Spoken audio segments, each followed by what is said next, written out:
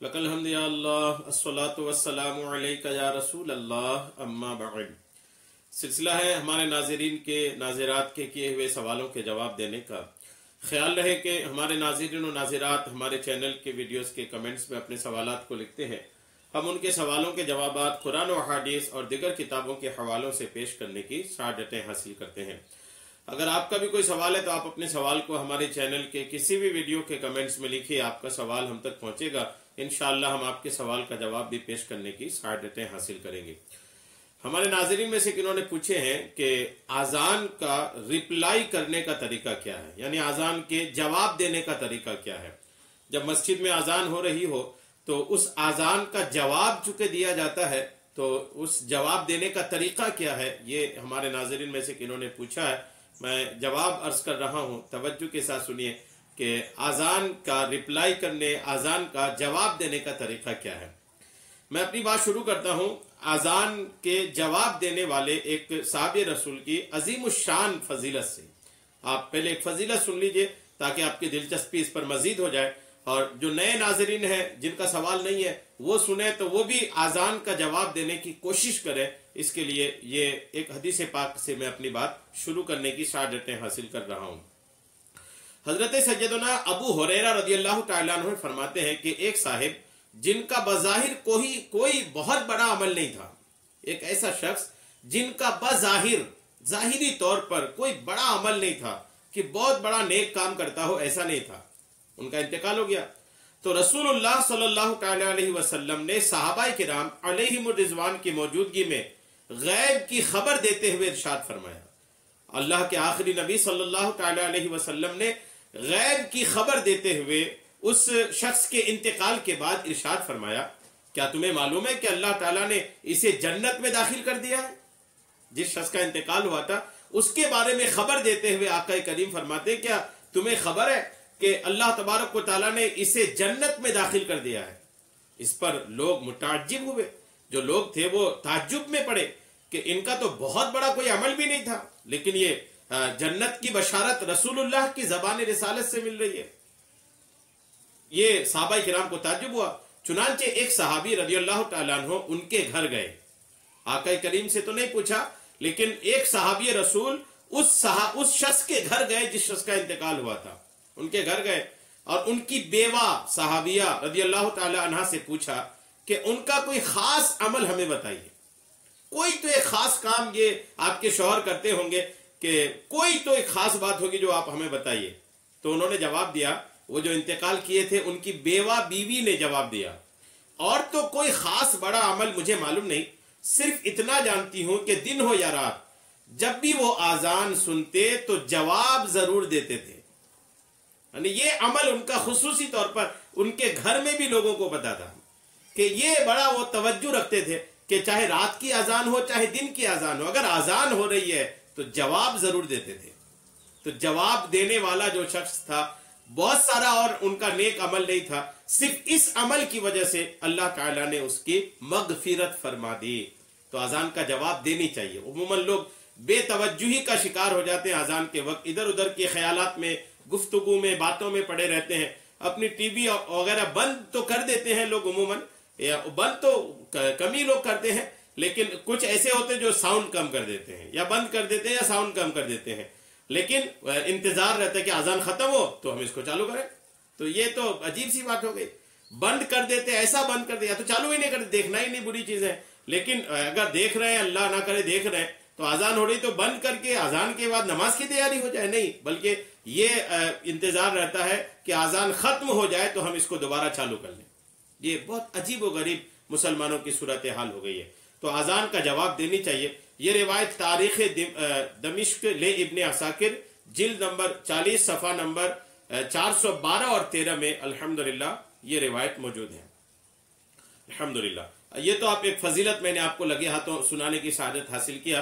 अब आज़ान के जवाब देने का तरीका सुनिए। मुअज्जिन को चाहिए कि आज़ान के कलिमात ठहर ठहर कर पढ़े। आज़ान देने वाले को चाहिए अल्लाहु अकबर, यूं दो कलिमात है, मगर दोनों मिलकर बगैर चुप हुए एक साथ पढ़ने के एतबार से एक कलिमा है। दोनों के बाद सकता करे यानी चुप हो जाए। अल्लाहु अकबर یہ آزان کا پہلا جملہ ہے، اور اس کے بعد چپ ہو جائے اور اتنی دیر تک چپ رہے کہ جواب دینے والا جواب دے سکے. اتنی دیر مؤذن کو خاموش رہنا چاہیے. چپ رہنے کا ترک اگر چپ نہیں رہ رہا ہے تو ایسا کرنا مکروہ ہے، اور ایسی آزان کا اعادہ یعنی لوٹا لینا مستحب ہے. جواب دینے والے کو چاہیے کہ جب مؤذن صاحب اللہ اکبر کہہ کر خاموش ہو جائیں، اس وقت یہ جو جواب دینے والا ہے نا، یہ بھی اللہ اکبر کہے. پہلا جو جملہ ہے اللہ اکبر، مؤذن کہہ کے جیسے ہی خاموش ہو ویسے ہی جواب دینے والا اس کو دوہرا دے. اسی طرح دیگر کلمات کا جواب دے. اللہ اکبر جتنے بھی شروع کے کلمات ہیں سب کا جواب دیا. جب مؤذن پہلی بار اشہد ان محمد رسول اللہ کہے، تو مؤذن اشہد ان محمد رسول اللہ کہے تو یہ جواب دینے والا کیا کہے گا؟ صلی اللہ علیہ یا رسول اللہ، صلی اللہ علیہ یا رسول اللہ. یہ پہلی بار. اور جب دوبارہ اشہد ان محمد رسول اللہ کہے تو یہ سننے والا کہے قرۃ عینی بکا یا رسول اللہ، مطلب یا رسول اللہ آپ سے میری آنکھوں کی ٹھنڈک ہے. اور ہر بار انگوٹھوں کے ناخن آنکھوں سے لگا لے. انگوٹھوں کے جو ناخن ہے وہ آنکھوں سے لگائے. اور آخر میں کہے اللہم متعنی بالسمع والبصر، یعنی اے اللہ عز و جل میرے سننے اور دیکھنے کی قوت سے مجھے نفع عطا فرما. یہ ہو گیا. یعنی شروع میں جو اللہ اکبر ہے سننے والا وہی کہے گا، پھر اللہ اکبر ہے سننے والا وہی کہے گا، جواب دے رہا ہے. اشہد ان لا الہ الا اللہ، جواب دینے والا بھی یہی کہے گا، اشہد ان لا الہ الا اللہ، دوبارہ بھی یہی کہے گا. جب مؤذن اشہد ان محمد رسول اللہ کہے گا، جب مؤذن یہ آقا کریم والے جملے میں آئے گا اشہد ان محمد رسول اللہ، جب یہ کہے گا پہلی بار جب کہے گا تو جواب دینے والا کہے گا صلی اللہ علیہ یا رسول اللہ. اور جب دوسری بار اشہد ان محمد رسول اللہ کہے گا تو جواب دینے والا کہے گا قرۃ عینی بکا یا رسول اللہ، اور اپنے انگوٹھے کو اپنے دونوں آنکھوں سے لگائے گا. اور جب دونوں بار کہہ لیا تو کہے گا اللہم متعنی بالسمع والبصر. یہ تو اشہد ان محمد رسول اللہ تک ہو گیا. اس کے بعد مؤذن کہے گا حی علی الصلاۃ اور حی علی الفلاح. یہ دو بار کر کے 4 بار ہوا. تو ان چاروں کے جواب میں لا حول ولا قوت الا باللہ کہے. حی علی الصلاۃ کے جواب میں بھی لا حول ولا قوت الا باللہ، اور حی علی الفلاح کے جواب میں بھی لا حول ولا قوت الا باللہ، اس کو دہرائیں گے. بہتر یہ کہ دونوں کہے، یعنی حی علی الصلاۃ بھی کہے اور لا حول ولا قوت الا باللہ بھی کہے. حی علی الفلاح بھی کہے، جواب دینے والا جو ہے حی علی الفلاح بھی کہے اور لا حول ولا قوت الا باللہ کہے. دونوں کہہ لینا بہتر ہے. اگر دونوں نہیں کہہ رہے تو کم سے کم لا حول ولا قوت الا باللہ کہہ لینا چاہیے. اچھا، اور یہ بھی میں آپ کو عرض کر دوں یہاں پر، یا بہت سارے لوگ یہاں سوال کرتے ہیں کہ عموماً لوگ سمجھتے ہیں کہ لا حول جو ہے نا یہ کوئی شیطانی طاقت دیکھ گیا، کوئی بری چیز دیکھ لیا تو وہاں پڑھنے کو یہ کہا جاتا ہے. آذان میں حی علی الصلاۃ کے جواب میں، حی علی الفلاح کے جواب میں لا حول کیوں پڑھا جاتا ہے؟ تو میں آپ کو عرض کر دوں کہ لا حول ولا قوت الا باللہ کا مطلب ہوتا ہے کہ ساری طاقت ساری قوت اللہ ہی کی طرف سے یا اللہ ہی کے لیے ہے. یعنی ساری قوت و طاقت اللہ ہی کے لیے، اور قوت و طاقت دینے والا بھی اللہ ہے. یہ اس کا مطلب ہوتا ہے. اب سنیے، مؤذن کہتا ہے حی علی الصلاۃ. اب آدمی نماز کے لیے جائے گا لیکن طاقت دینے والا اللہ کریم. مؤذن کہہ رہا حی علی الفلاح، کامیابی کی طرف آؤ. آدمی مسلمان جائے گا کامیابی طرف مسجد میں، لیکن جانے کی طاقت کون دے گا؟ اللہ تعالیٰ. تو چونکہ جانے کی مسجد کی طرف، وضو بنانے کی، نماز کی تیاری کرنے کی ساری طاقت جو ہے وہ اللہ کریم ہی دیتا ہے. اس لیے جواب میں لا حول ولا قوت الا باللہ کہا جاتا ہے کہ میں کیا ہوں، میں تو ایک انسان ہوں، میرے مولا تو ہی ہے جو طاقت دیتا ہے کہ میں تیری دی ہوئی طاقت سے اٹھ کر مسجد میں جاتا ہوں. یہ اس لیے لا حول پڑھا جاتا ہے.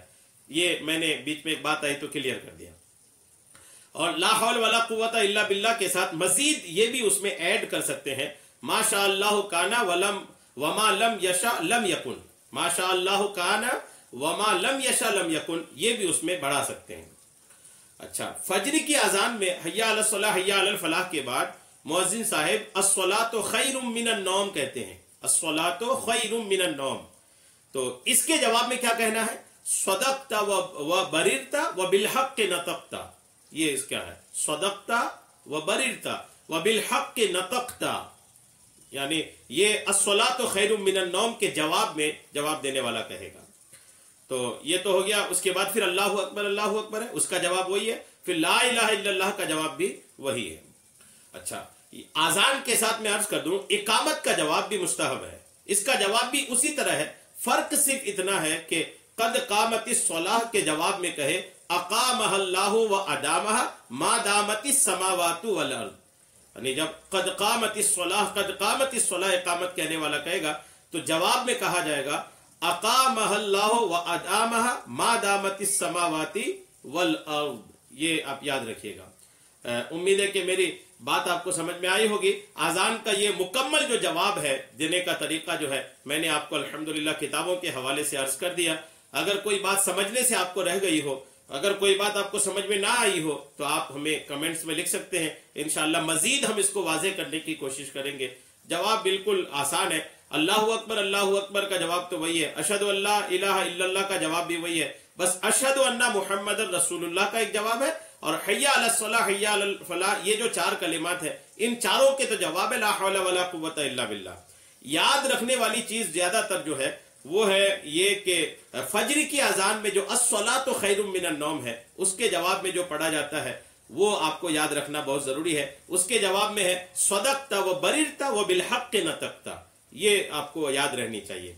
और इकामत के वक्त जो है जब जमात से कुछ देर पहले इकामत पुकारी जाती है उसमें सारे जवाब तो सेम है, लेकिन इकामत में एक जुमला का इजाफा है जो कद कामतिस सलाह, जब इकामत कहने वाला कहेगा तो जवाब देने वाला कहेगा अकामहल्लाहु व अदामहा मा दामतिस समावाति वल अर्द। ये उम्मीद है कि बात आपको समझ में आ गई होगी। फैजान आजान एक मकतबतुल मदीना की किताब है, उस किताब के हवाले से मैं ये सारी बातें आपको पेश करने की सआदतें हासिल किया।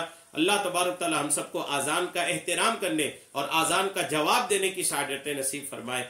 आमीन बिजाहिन नबिय्युल अमीन सल्लल्लाहु तआला अलैहि वसल्लम।